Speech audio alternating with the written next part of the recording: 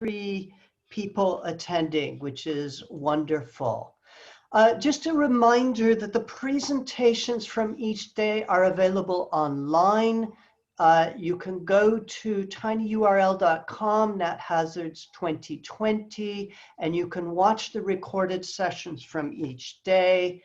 A reminder about etiquette is that if you are going to use the chat here, please make sure that you use all panelists and attendees and use the chat to talk with yourselves. Please use the questions and answers to ask questions of the panelists, and they are looking at each of these. So finally, Jenny, I've been taking snapshots of her drawings as she's been going along. She is doing a live illustration, 223 people here. And so right now we are going to move into the final session of this 3 days, natural hazards communications, warning systems, and disaster management. And with that, I'd like to turn over to Amy Donovan. Good morning, everybody, or good afternoon or good evening, depending on where you are, and welcome to our session on communications and early warning systems. I'm just going to quickly share my screen. Hopefully you can see that now. So we've got 3 panelists joining us, and I'm also joined by my co-conveners, who will introduce themselves very, very quickly now, I hope. Nelly? Yes, my name is Nelly. I'm from Indonesian Agency for Meteorology, Climatology, and Geophysics, Indonesia. My current research is on ocean climate and also on coastal disaster. Thank you for joining us here. Thank you. And Lin? Hi, good afternoon, everyone. I'm Lin Lin from the Sun Yat-sen University, China. And my work mostly focuses on the submarine earthquakes, landslides, and their associated tsunami hazards. Welcome. And Jati. If you're there.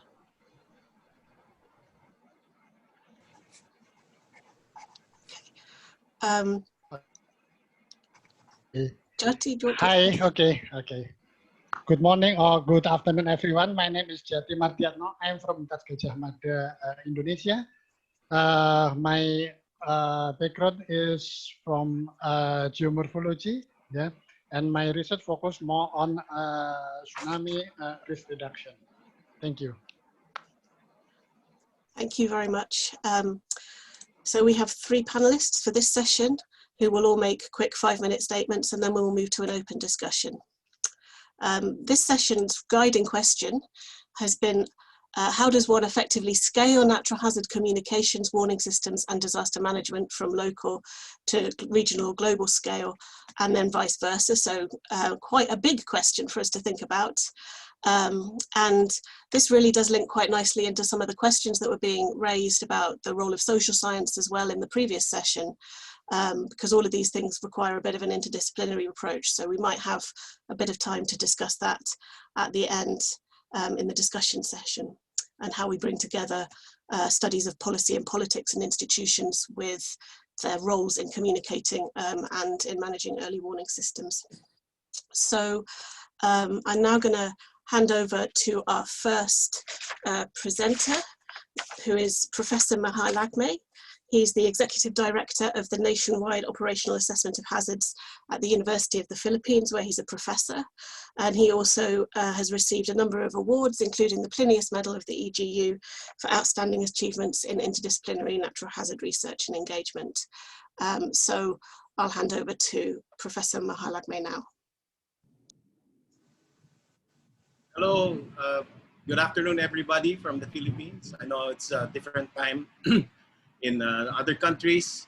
There's a thunderstorm outside, and I hope to be able to finish this talk before there's a brownout. Okay, the presentation that I'll be giving, okay, share screen. Okay,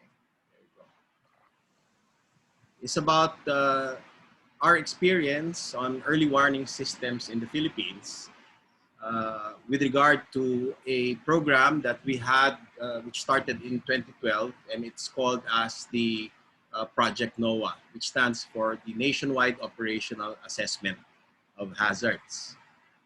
It was a program of the President of the Philippines at that time, and when he stepped down, the program finished. So it's called the Nationwide Operational Assessment of Hazards, which involved the installation of nearly 2,000 sensors that gave near real-time information. The rainfall sensors provided contour maps or data for the generation of contour maps so that you know where there's torrential rainfall anywhere in the Philippines. It was supposed to supplement the forecasts of the Weather Bureau, PAG-ASA. The near real-time information gave a lead time of a couple of hours, which was to supplement the forecasts which gave warnings of imminent hazards a couple of days in advance. In that program, there was also the use of simulations on top of LiDAR topography, which was part of the program as well. A lot of areas in the Philippines were mapped out using LiDAR, and it was used to complement the nationwide data set of 5 by 5 pixel or 5 by 5 meter DTMs and DSMs of the entire Philippines. So these are digital surface models of the entire Philippines, which was used for flood modeling, landslide hazard mapping, modeling of shallow landslides, as well as structurally controlled landslides, as well as the hazard simulations of storm surges for the entire coastal areas of the Philippines. It was largely successful. It was able to provide hazard-specific hazard-specific area-focused and time-bound warnings, and was able to probably avert around 15 disasters. And here's a timeline of the disasters that I'm talking to you about. If you look at the blue part of that image, these are averted disasters, and the pink ones are disasters that happened since 1999. NOAA started about this time. All of these are the averted disasters because of the hazard-specific area focused and time-bound warnings.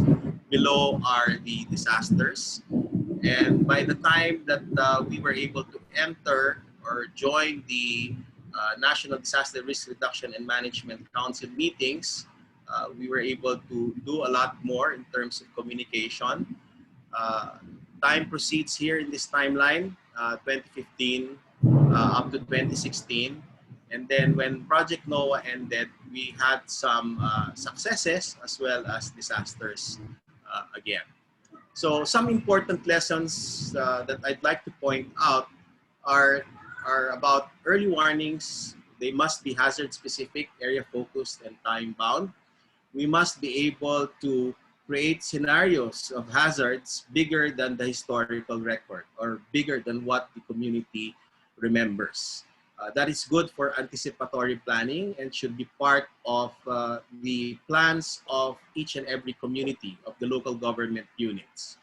It's important to build trust in communication, and a good way to do that is through local data. That's a huge thunderstorm. It's very, very close. The lightning is very close to the thunder.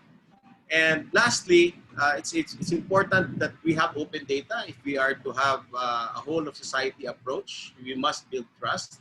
Science must be reproducible, and for you to be able to communicate well, you must have reproducible science, and you must have trust before people can be able to communicate with you and understand what you are saying. Trust is primary.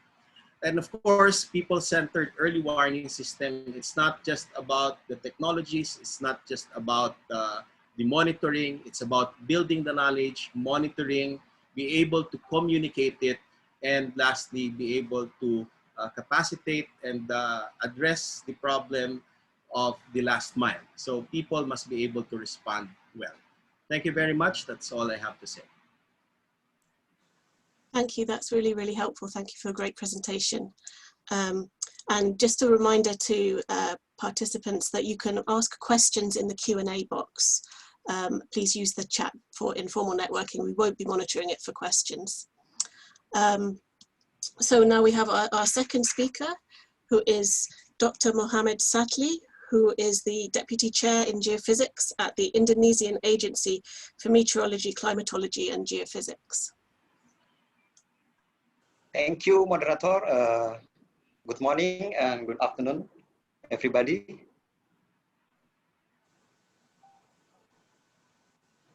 I will share my presentation.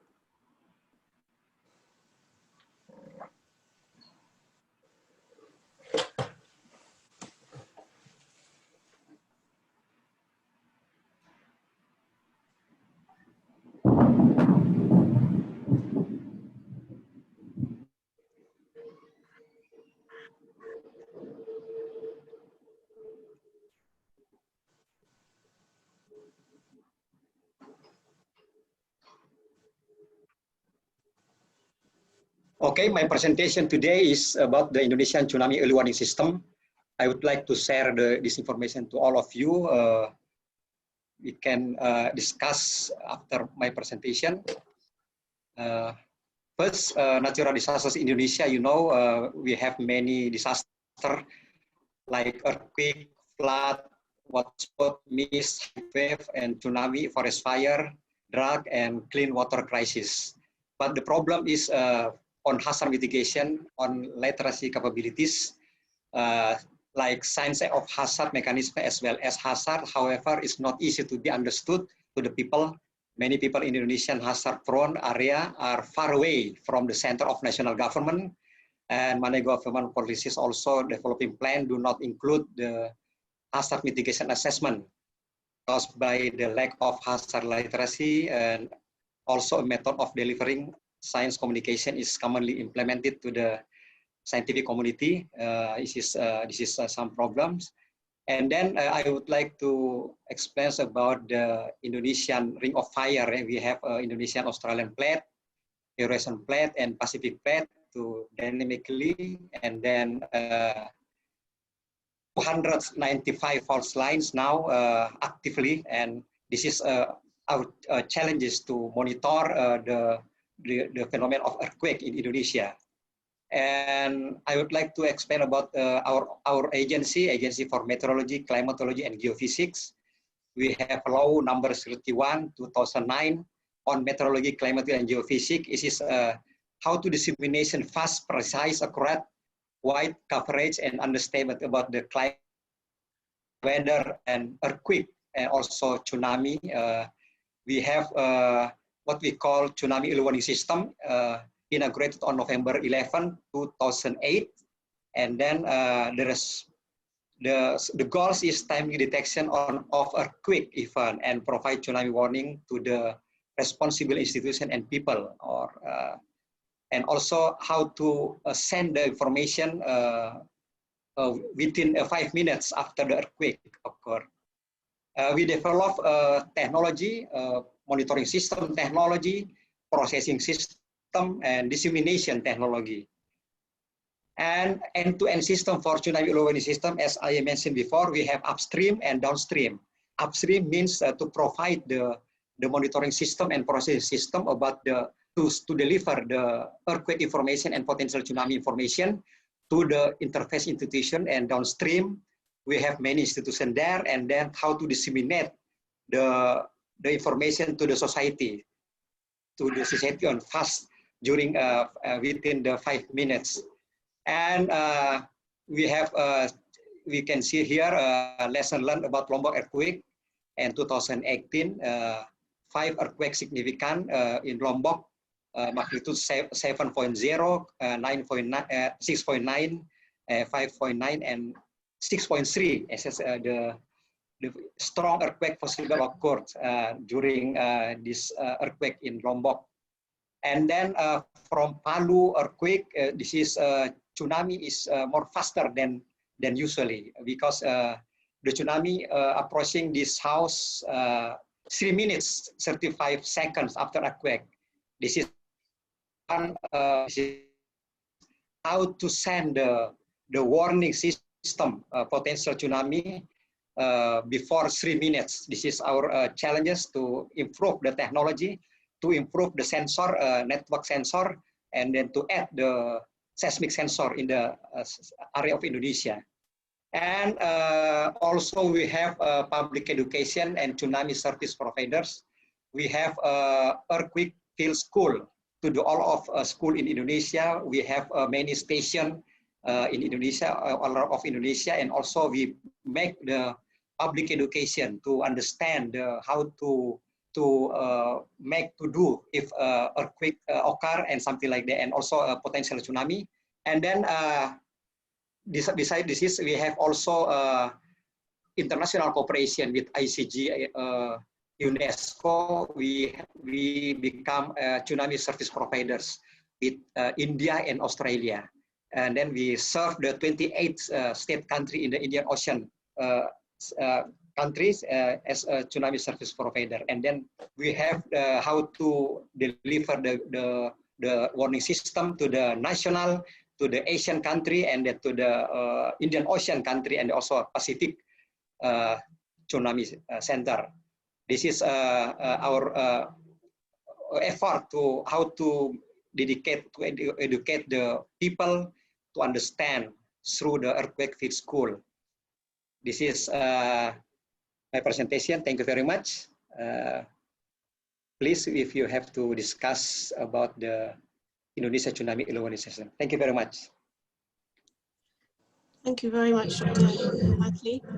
We're going to move on to our final presentation now, and then we will get into the discussion after that. Please do type questions in the Q&A, and panelists can type answers to them, or we will come back to them in the live discussion in a bit. So our final panelist today is Dr. Huan Li, who is the Director of the Tsunami Warning Division at the National Marine Environmental Forecasting Center in the Ministry of Natural Resources in Beijing. So I will hand over to him now. Hello, everyone. My name is Ye Yuan. I'm from the National Tsunami Warning Center of China, and we also host the South China Sea Tsunami Advisor Center.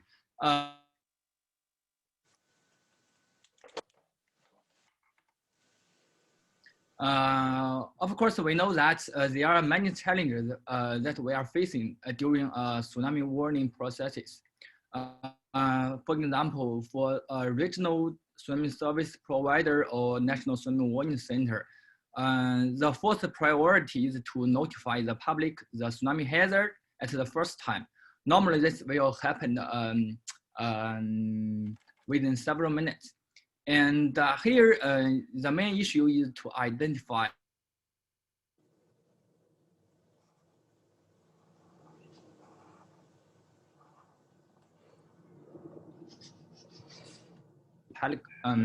Pelago nations like Indonesia or Philippines.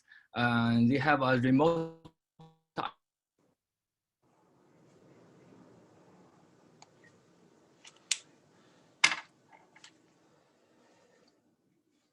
detect non-seismic tsunamis. For example, the landslide, and how to simulate these processes, because it's far more complicated to model the tsunami generated by these non-seismic sources. And for the local DMO, I think the main problem is the last mile problem for warning disseminations, especially for the countries that they don't have the tsunamis disaster before, or they don't have a lot of earthquakes. The DMOs usually they don't take the tsunami disaster response as the first priority. So they don't have any knowledge to how to prepare for tsunami and the disaster management. And the second is public awareness. Even for countries that have a lot of tsunamis, they for a specific coast, they may don't have any tsunamis in half century or more long times. So more longer times. So it's a very big challenge to raise the public awareness for those countries. And here I want to talk about the, because I'm a watchstander in tsunami warning centers, I want to talk about the failure of the tsunami warning systems. I think it's mainly result from the detection of tsunami sources with different scales or sizes. For example, for the earthquake tsunamis, it can be occurred in an ocean-wide or regional scales, which can affect multiple nations within hours. That's why we have under the IOC, UNESCO, we have several tsunami service providers in Indian Oceans and in the Pacific Oceans. And now, because we have a global seismic networks, now they can locate the earthquake within several minutes. And they also can have the focal mechanism of the earthquake within 10 minutes. So for the earthquake tsunamis, now we can respond properly in within 10 minutes, for example. And we also have on-the-fly models that we can simulate the tsunamis in seconds. So I think this is not a big problem for a regional case because due to the existence of the tsunami service providers. Here I want to talk about the smaller tsunami processes like the aerial or sub-aerial landslide tsunamis. For example, for the Palu earthquake, like the Ms. Sadly just introduced. And here is a very typical event that have a multiple tsunami sources in this event. It's basically a strike-slip earthquake. However, there are, okay, let me,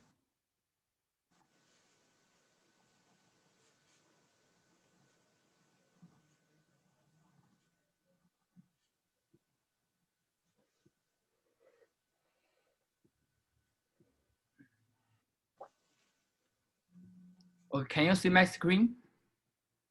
Right? Okay, here is a, can you see my screen? I think the animation is not working. Okay. Okay. Okay, anyway. Here is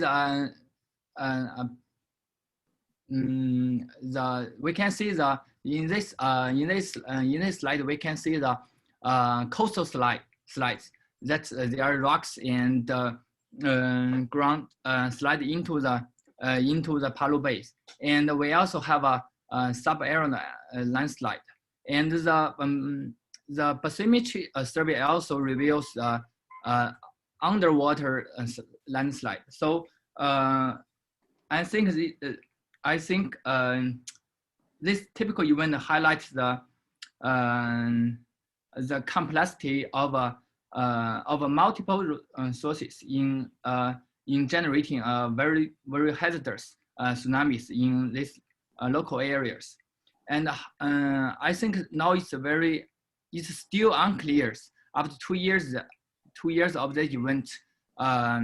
So what sources are mainly responsible for this event? We are don't clear. And next, I want to talk about the even more smaller tsunami. That's the iceberg tsunamis. In the recent years, in China, we have a polar expedition stations in the Antarctic, and we have multiple times that our pier are swept by the iceberg tsunamis. This event happened last year. You can see the containers are swept by the iceberg tsunamis, and the guys working there, they ask me how to respond for this type of event, and when they can expect next event.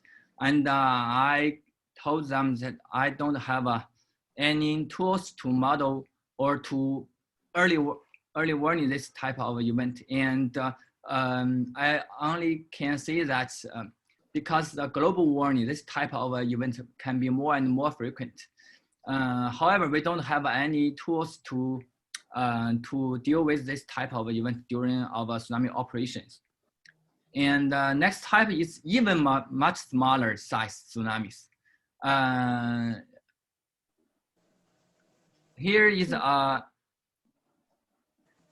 just have a couple of about half a minute. Okay. Okay, here should be an animation. This 100 meters of tsunamis that can cause very huge losses. This a case in Hong Kong, Zhuhai, and Macau Bridge. And during the construction of the immersed tunnel, and we record a lot of the tsunamis that's high frequency fluctuations that can make this very dangerous to deploy this very huge construction concrete tunnels, and this can be very dangerous for the peoples and also for this very expensive concrete tunnels. Okay, that's my PPT. Thank you. Thank you very much for 3 fantastic presentations. We're now going to move on to the discussion. So if all the panelists could, if you could stop sharing screen, and then all the panelists could show their videos. We can also see the drawing that the artist is doing. And I'm going to start off the discussion section with a couple of quick polls. So the first question that we have is around effective barriers to effective communications. So you should be able to see, if you're in the app from Zoom, you should be able to see a question now. So what do you think the most important barriers are to the communication of warnings? Is it about institutional issues? Is it about language, communication technologies to reach the most vulnerable people?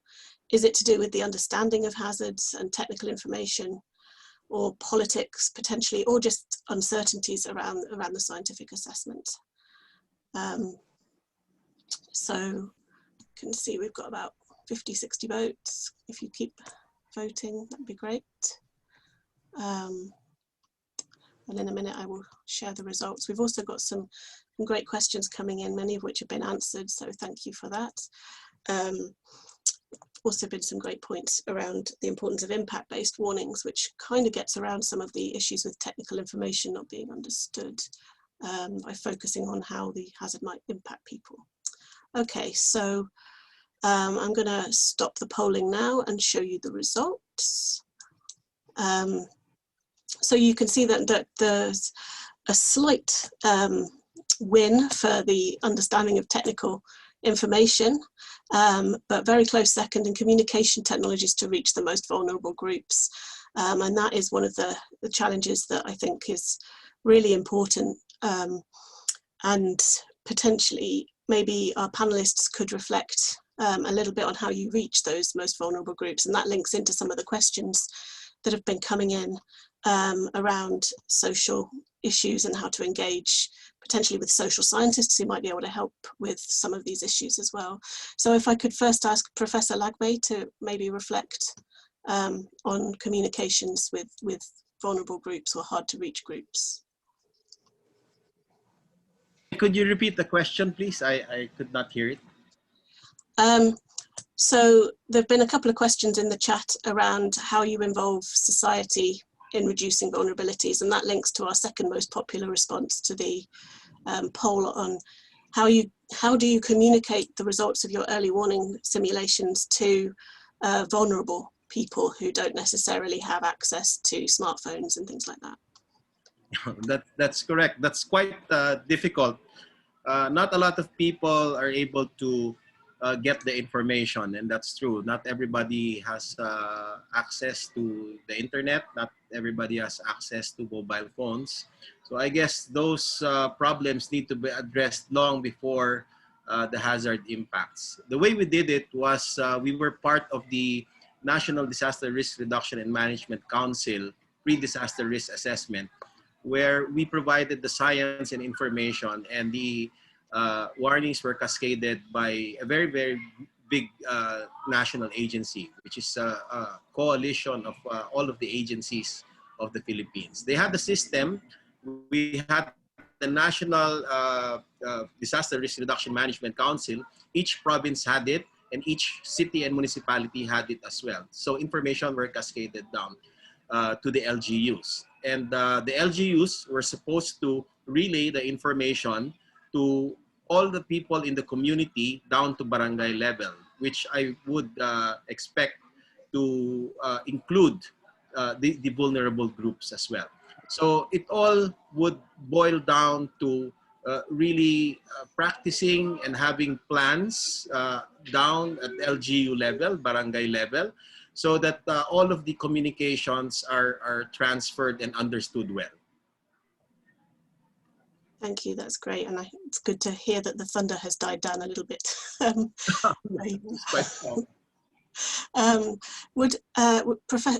Sadley, would you like to come in on that?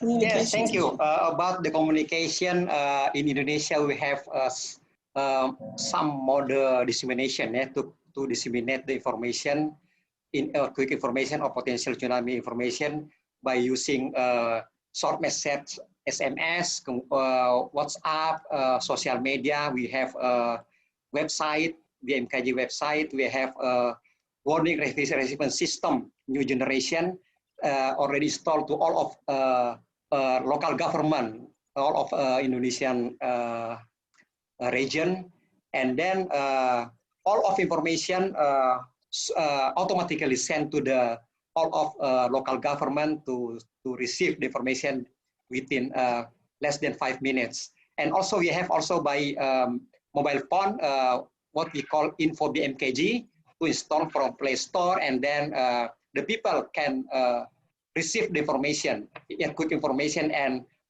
potential tsunami, and then to make fast evacuation if a tsunami will occur. This is we have like that, but now we improve the system, how to get the system more faster than before, and then we cooperate with Department of Communication and Information, Republic of Indonesia, to make the one system, and then to make the faster than before to send the information to the people, and then by using the facilities of the Ministry of Information and Communication. Thank you very much. Thank you. And Dr. Juan, do you want to add anything? No, thank you. Okay, so I have one last poll for everybody. And this one it goes back a little bit to the issues around that Dr. Juan was discussing in his presentation. So this is a question about the greatest challenge currently in hazard warning systems. Is it to do with the modeling? Is it a modeling challenge, or is it actually to do with communications and governments particularly? And that might link to potentially focusing a bit more on impact-based approaches than hazard-based approaches. So let's see what people think is the hardest thing to manage. There's also related to that, there's a question around how much Asian countries should invest in disaster preparedness, and particularly how to involve governments and convince them to invest in long-term reduction of vulnerabilities, which links into the last two bits of this question a little bit as well. Okay. So, okay, I'm gonna stop the polling in a second. So if you haven't voted, please vote. Still voting. Okay, great. I'm going to stop the polling now and share the results. So again, quite interesting. There is quite a focus on some of the scientific questions around source mechanisms, but communicating with the public is viewed by the audience as the most challenging followed by communication with government decision makers. So there's clearly an appreciation among our attendees for the challenges of communicating. And I think this might be something that we could maybe reflect on to end the discussion, really. How do we maybe work together more effectively in an interdisciplinary way, involving the social scientists as well, to help us with communicating with the public and with government decision makers in particular. I'm going to pass again over to Professor Lagme to see if he has any reflections on his experience of working interdisciplinary settings and transdisciplinary settings. Yes, of course, it's very important to have the transdisciplinary. Is that okay? Am I okay? Can I be heard? Yeah. Transdisciplinary approach. We have to go beyond the multidisciplinary, wherein we have the scientists and engineers working together. We move towards becoming interdisciplinary. We work with the artists, social scientists, psychologists to understand the mindset of the people. Anthropologists, we have to embed that information and make it part of the community's culture, so that when they act, they believe in the reason why they are acting that way. And we have to also work with stakeholders, with the LGUs, with the non-government agency, non-government organizations, international government organizations, and it becomes full circle with all people participating. But again, I'd like to emphasize, having said that, it's very important to have open data. If we are to have a whole of society approach, and if we are to have a scientific approach, we need reproducibility of science. We need to build that trust in order for us to communicate and to work together. Thank you. No, that's great and really helpful. Would Dr. Sadley, would you like to say anything on working across disciplines? You're muted. Two things. I think first, technology development. This is very important to develop the technology related to the early warning system, to hazard, natural hazard, something like that, like earthquake, tsunami, landslide, and something like that. This is technology development can make the people more safely, because we have faster than before. We send the information very fast to make self-evacuation the people.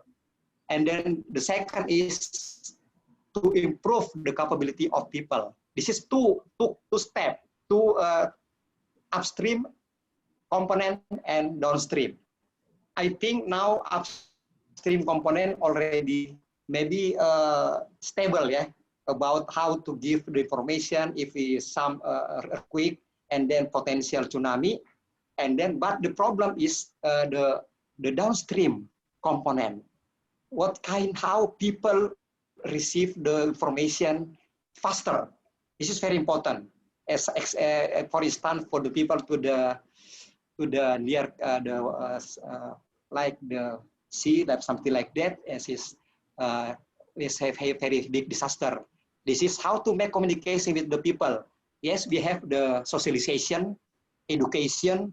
For more of the education, like school, earthquake field school, maybe something like that. How to make like, for example, we can make an example from Japan. Yeah, in Japan, very good about for downstream, how to educate the people more understand about the disaster. Yeah? How to make if earthquake occur, and how to make where to go to evacuate.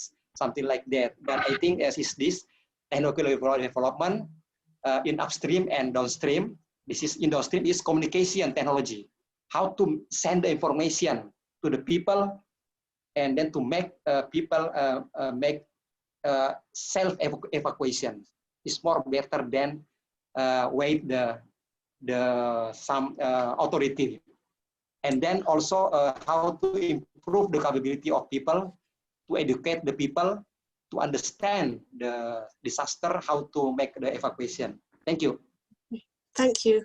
We're coming to the end of the session now, so thank you very, very much to all of our panelists for their contributions, and hopefully we can keep this conversation going. And please do join us for the hopefully in-person conference next year. And I'm now going to hand over to David Higgett from the steering committee to close the conference. Okay, thank you very much. Okay, and on the screen we can see the artists' rendition of today's session. This was a novel thing to do in our conference, to have a live artist. I hope you've enjoyed watching this picture develop over the morning. And of course, you'll be able to see all of the finished work in the recording of the event. Okay, it's my job to very briefly close the conference and make a few closing remarks. First of all, can I thank everybody for participating. We've had an audience of between 200 and 300 each day this week, Monday, Tuesday, Wednesday. We've had about 500 unique individuals joining one or more sessions, and that's terrific. Bruce has already highlighted that we've got a mixture of PhD students all the way up to professors, people from different agencies and so on, and from around 40 different countries. So that is really very excellent. On behalf of the steering committee, thank you for attending. The steering committee is Agung Harajoko and Nelly Rayama from Indonesia, Bruce Malamud and Niels Huvius from EGU, and myself and Adam Switzer representing AOGS. Now, steering committees steer, but you need a driver. And I think on behalf of the steering committee, a huge thanks to Bruce Malamud, who's really been our driver and has kept us on track and done much of the heavy lifting for this particular event. At the outset on Monday, I mentioned to people that we could see this as a kind of warm-up act for our physical conference, which will take place in Indonesia next year.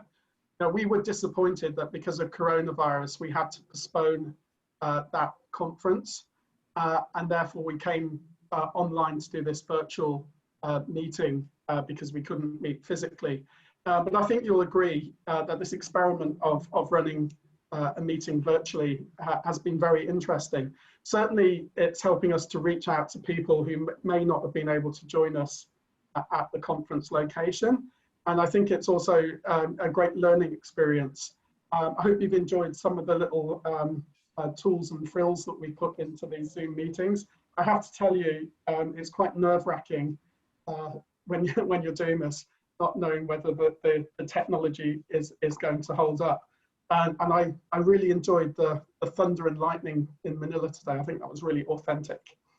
Okay, Niels Huvius has sent me a list of comments about the science that we've been talking about. What we've seen, I think, over the last couple of days is that the participating community is quite confident and optimistic about the ability of our science and technology to reduce risk associated with natural hazards. Now, that may be understandable since we are AOGS and EGU. Most of the participants are coming to this meeting as scientists, and perhaps not surprising that we're confident that we're generally doing a good job. But I think we've highlighted some key development needs for scientists: quantifying links between trigger and response, constraining extremes of forcing and response from historic records, natural archives, integrating multiple observation platforms into unified frameworks, complementing our available technologies to close observational gaps and cover extremes, enhancing big data aggregation and real-time processing. We talked about integrating observation and vulnerability modeling for improved nowcasting, and the importance of modeling hazard interactions and cascades. All of these are important things. All of these will be issues that scientists will take away and try to improve. But I think time and time again, we've highlighted that many of our challenges go beyond the science. They're about enhancing political and community hazard literacy. It's about driving innovation to support adapted governance. It's about establishing and enhancing cross-organizational cooperation in hazard and crisis management. We need to think about how we create alliances of communities exposed to hazards and how we sustain incentives for public and private sector engagement. One of the panelists earlier on today was talking about how difficult it is to get different groups together, different agencies, different stakeholders into the room. And usually when we use that phrase, into the room, we're talking about the physical room. So here we are online. We've got lots of people together who otherwise wouldn't have been able to meet in the same physical location. So perhaps we have made some advances in demonstrating that we can get together in a Zoom conference, and perhaps we can bring people together from different backgrounds who wouldn't normally go to the same conference meeting. So I hope you've enjoyed the event. Let me just remind you that all the recordings from the 3 days will be available. We will be sending an email out to all of the participants, thanking for their participations. And can I just finish by saying a huge thanks to Alex and Josie from AOGS Secretariat, who've been in the background making sure that all the technology works. They've done a tremendous job. So thank you, everybody. Finish by looking at Jenny's picture, and thank you for your participation. We'll close the meeting then, and look forward to seeing you, at least some of you, in Indonesia next year. Thank you.